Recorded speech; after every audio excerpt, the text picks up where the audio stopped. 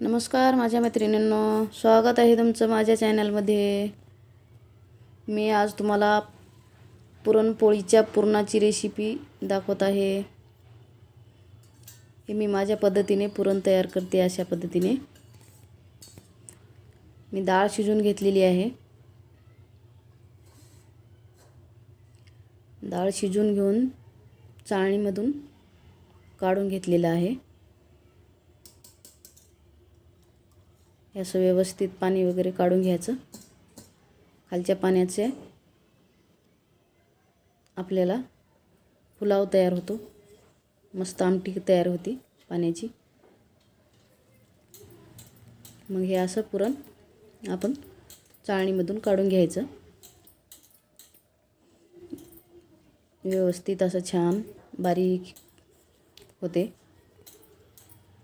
आणि लवकरही होते। गरम गरम असताना खूप लवकर होते। मी हे असंच करत असते नेहमी।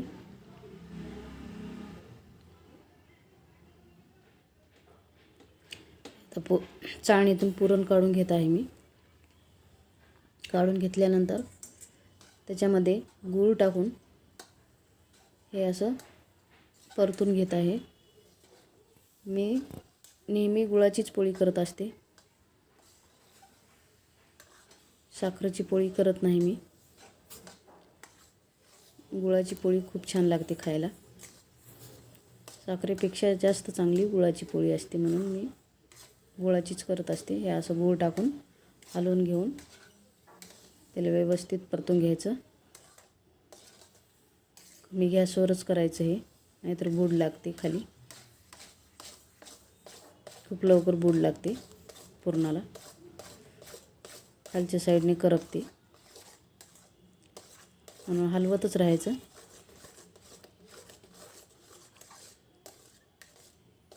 हे असं हलवून घ्यायचं, व्यवस्थित परतून घ्यायचं चांगल्या प्रकारे।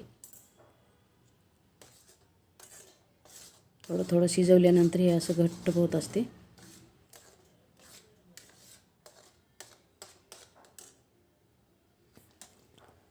हे असं शिजल्यानंतर आपण याच्यामध्ये आता थोडंसं तूप घालूया।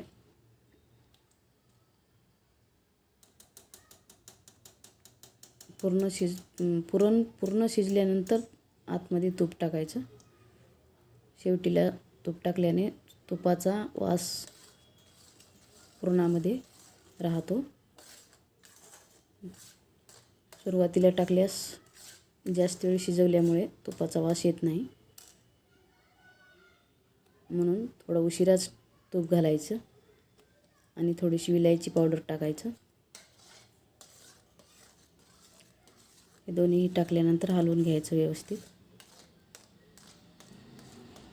हे अशा पद्धतीने हलवून घेऊन हे आपलं आता पुरण तयार होत आहे। हे आपलं पुरण तयार झालेलं आहे पोळीसाठी। खमंग आणि छान असं पुरण तयार झालेलं आहे। एकदम चवदार आणि चविष्ट पुरण तयार झालेलं आहे। आपण ह्याची पोळी तयार करू शकता। आता माझी रेसिपी कशी वाटली, आवडल्यास नक्की लाईक आणि सबस्क्राईब करा। धन्यवाद। आपल्या महाराष्ट्रीयन पुरणपोळीचं हे पुरण आहे।